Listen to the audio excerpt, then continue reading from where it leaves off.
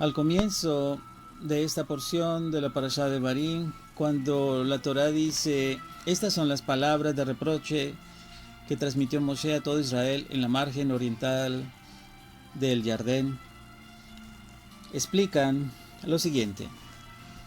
El verso enumera los sitios donde los israelitas provocaron la ira de Hashem, y para no menoscabar el honor de Israel, evita mencionar las faltas explícitamente, sino por medio de insinuaciones. De cierto, cuando despreciaron a Hashem al decir: hubiésemos preferido morir en el desierto. Eso está en el libro de Shemot, capítulo 26, verso 3. Depresión, cuando idolatraron a Baal Peor en las planicies de Moab. Frente a Suf, alude a la rebelión del pueblo en Yam Suf, Mar Rojo. Eso está en el libro de Shemot 14:11.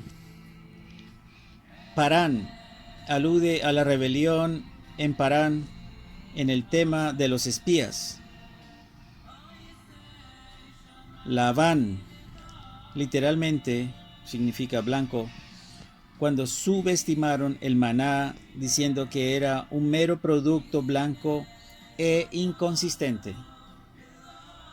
Hatzerot alude a la rebelión de Korah. La expresión di zahav en hebreo, que literalmente significaría suficiente oro, alude al acto idólatra por medio del becerro de oro. Esta explicación y comentario lo dejaremos dentro de toda la información que hay de esta parashá para todos aquellos que tengan un deseo de conocer y tener presente lo que las palabras que expresó Moisés como reproche a el pueblo de Israel.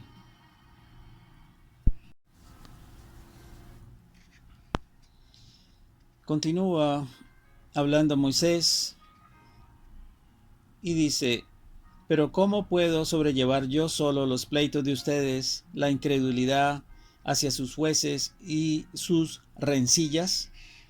Prepárense para designar hombres virtuosos, sabios, inteligentes y reconocidos entre sus tribus. A ellos los nombraré jefes de ustedes. Y ustedes me respondieron y plantearon: lo que has propuesto hacer es bueno.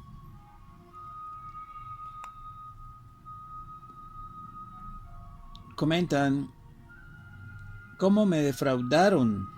Debieron haber respondido que les bastaba con la conducción de Hashem y conmigo como juez, pero ustedes quisieron una diversidad de jueces para tener mayores posibilidades de sobornar.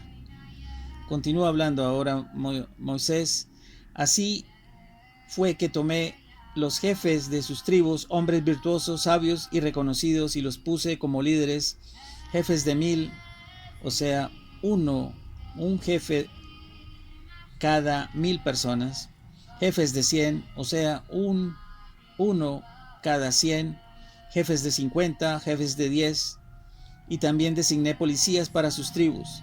Yo les di instrucciones a sus jueces en aquel entonces y les dije: escuchen las disputas entre sus hermanos, juzguen con rectitud entre un hombre con su hermano o con su litigante. Explican: sean pacientes en el juicio, analicen cada caso tantas veces como se los pida cualquiera de los litigantes. Continúa Moisés y dice: no muestren favoritismo hacia nadie cuando juzguen. Explican: se refiere a la imparcialidad con que se debe designar a los jueces. Y continúa Moisés: escuchen por igual al chico y al grande. aquí explican: si la razón está con el rico, no inclines el juicio a favor del menesteroso, y si la razón está con el menesteroso, que el honor del rico no sea excusa para torcer el juicio a su favor. Metafóricamente, un mismo mensaje deja diferentes huellas según sea escuchado por un niño o un adulto. En un niño las palabras quedan literalmente grabadas en su memoria, aunque por su corta edad y su limitado espectro empírico no capte en toda su dimensión el mensaje subyacente en las mismas.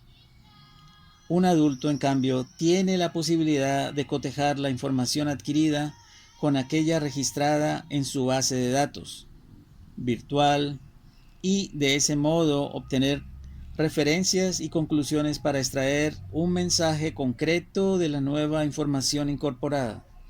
Por eso, literalmente, el verso dice: escucha como un niño y como un adulto. Como un niño, para que el mensaje que escuches se grabe en ti para siempre, y como un adulto, para que puedas comprender el más profundo significado de tal mensaje y entonces puedas permear tu más íntimo ser. Continúa Moisés y dice: no teman a nadie, pues el juicio es de Elohim.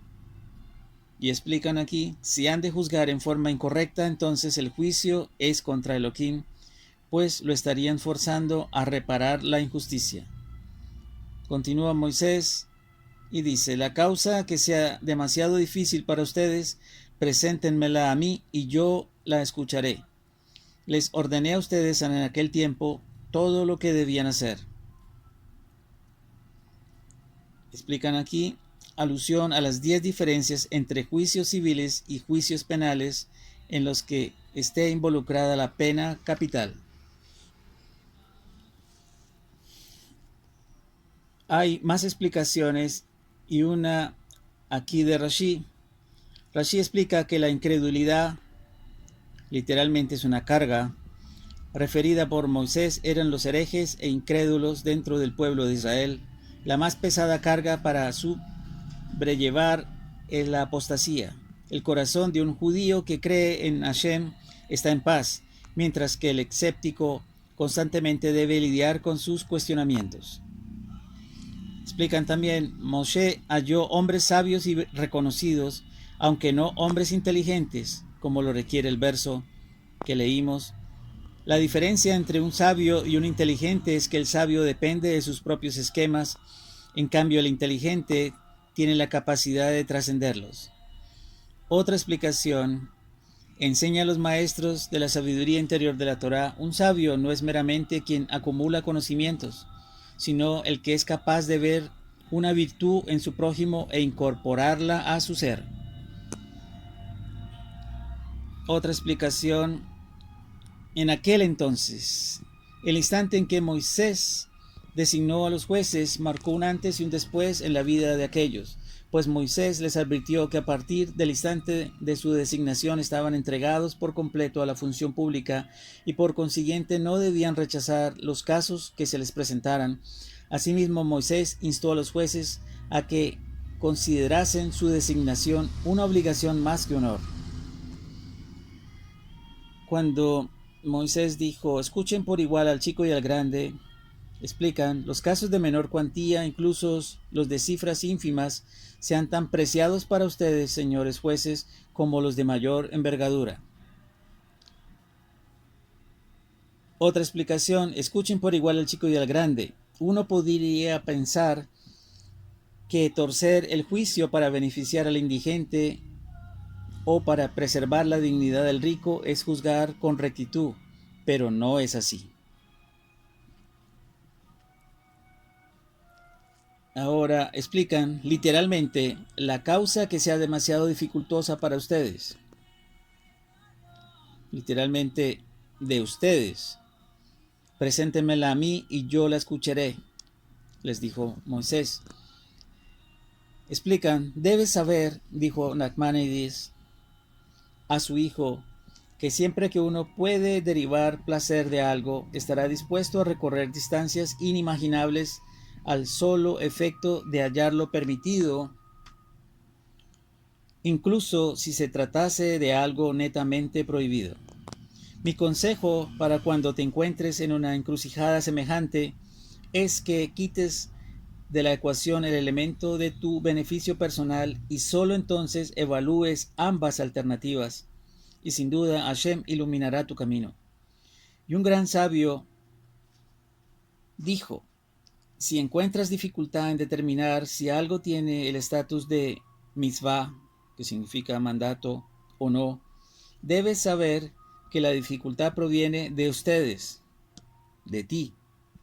Es decir, estás involucrando tu ego en la toma de la decisión.